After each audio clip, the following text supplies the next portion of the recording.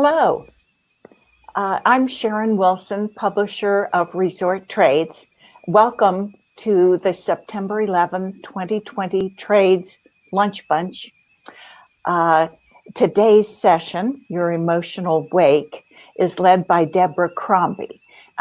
Debra is president of Sterling Training Group and the former VP Talent Development for Bluegreen Vacations. She received her first Conversations certification in 2010. Now, Crombie still uses the principles daily that help leaders cultivate top-notch talent and work smarter, not harder. So, Debra? Thank you, Sharon. Thank you so much for inviting me to speak today at Lunch Bunch for Resort Trades. And thanks all of you, to those of you watching our session today, for taking time out of your busy schedule to join us. Before we get started, I see some of you already started taking a poll. And let's see. All right, we've got some good input coming in. But my love of fierce conversation started probably a little over 10 years ago when I was at another company. I was certified to deliver fierce conversations, and I found that this program was more than invaluable for me personally and professionally with my leadership skills and leadership styles. And it was really a transformational program for the company that I was working with at the time. So typically when people think about what a fierce conversation is, most of the time it kind of conjures up this image or this fear before we actually know what it is. So what I'd like to do today, in the short time that we have together, I would like to define what a fierce conversation is.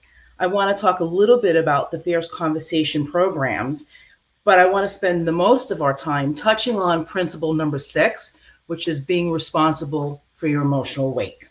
So let's go ahead and take a look at the poll results. And it looks like we're evenly split. I'm kind of surprised. Most people seem to be terrified when I talk to them about having a fierce conversation.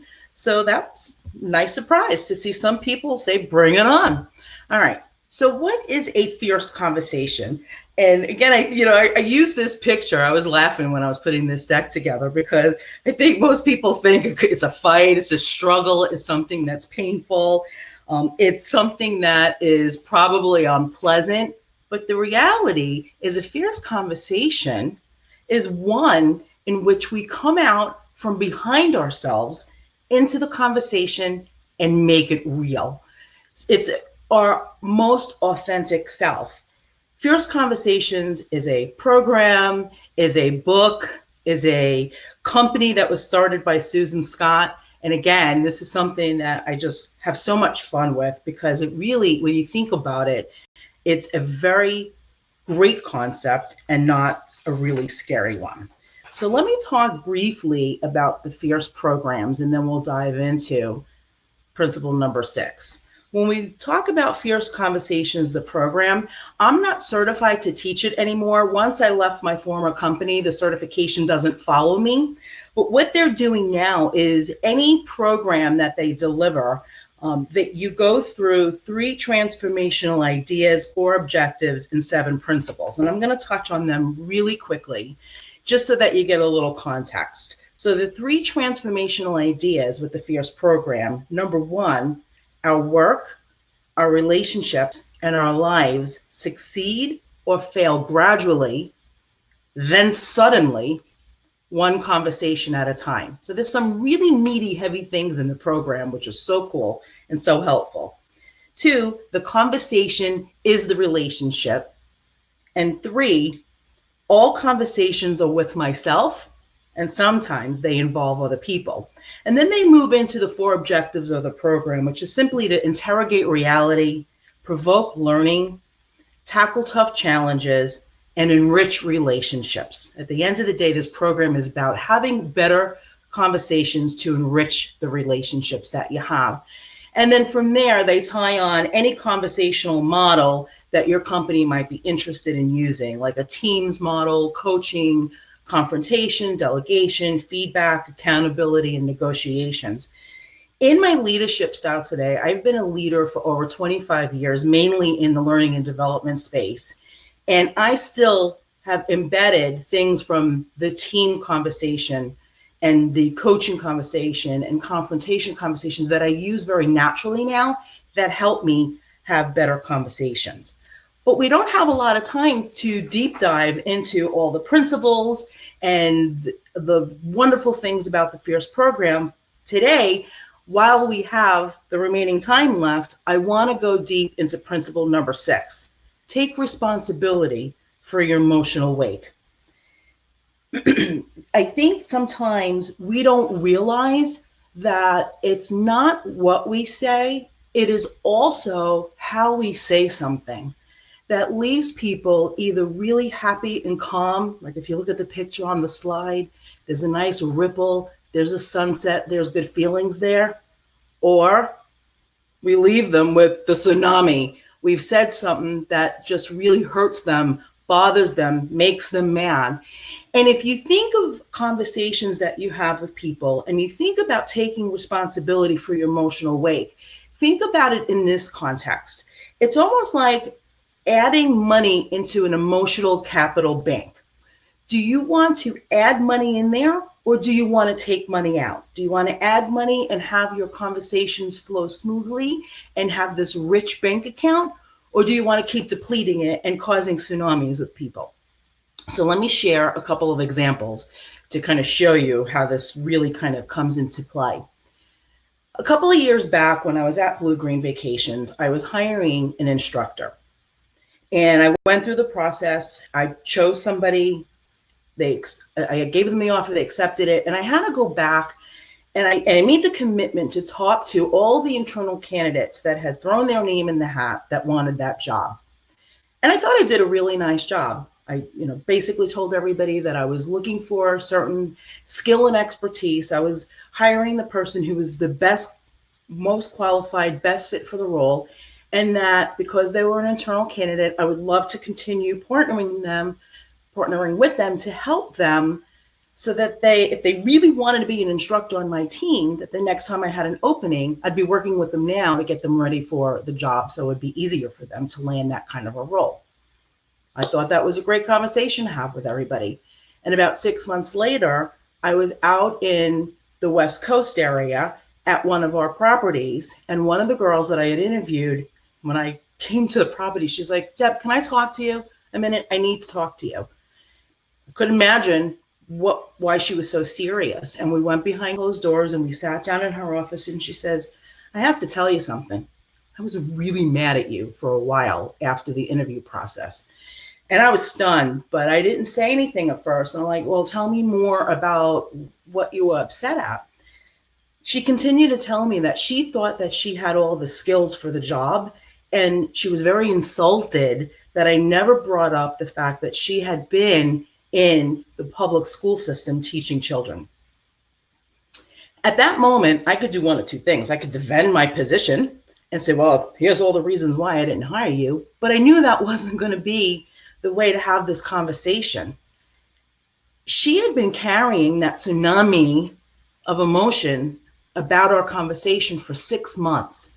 And it was in that moment that I chose to just ask her to share a little bit more behind the reasoning behind it. What I found out was she understood why she wasn't hired, and it was the role that she was in, she didn't want to be in it anymore.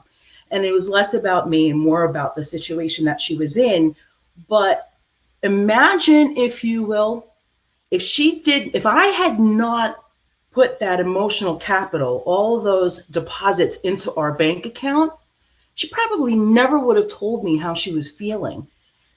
And it hit me on the plane ride home. It's like, how many conversations have I had that I didn't even realize that I left somebody with a tidal wave, a 6-foot wave, a tsunami, and I don't even know about it. I got lucky with her because we had a really great relationship before, and we had an even better one after that conversation.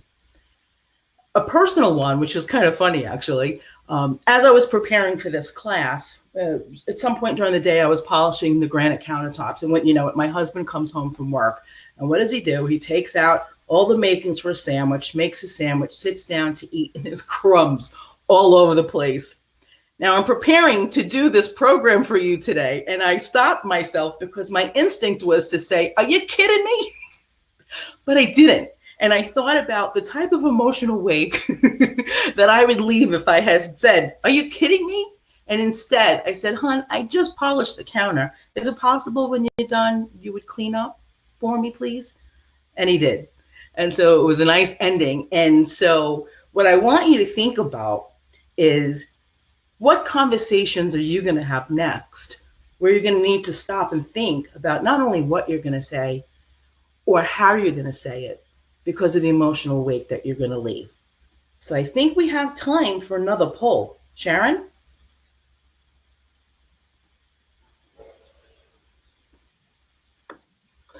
Sorry about that. Yes, indeed. Let me find my place here. Knowing what you say can leave an emotional wake.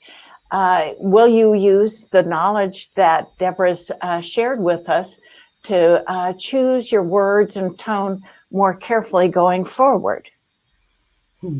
Wow, look at that. 100%. Absolutely. That's great. Yeah. You made my day. All righty. That's awesome. So knowing that, we can end. No, I'm only kidding. All right. So I know a lot of times it's expensive to have organizations come to you and deliver programs like Fierce. So I wanted to offer up a couple more tools and resources that are probably more economical today that you can latch onto right away and take advantage of. And one of them is the book by Susan Scott called Fierce Conversation. It has a lot of not only what I talked about, but a lot of the other components of the Fierce program in it. Another book that I really like, I just read it recently for a class I was taking. It's called Painless Performance Conversations by Marnie E. Green. And, you know, like I said, I've been in leadership for 25 plus years, and I'm still learning all the time. And this book was such a quick read, and I was able to glean some nuggets of gold so that I could use it in my next performance conversations the next time that I have a team. So, and the last book is Difficult Conversations by D. Stone, B. Patton, and S. Heen. I also want to take a moment and talk about a company that I just started called the Sterling Training Group. There are a lot of other ways to enhance how we have conversations with people.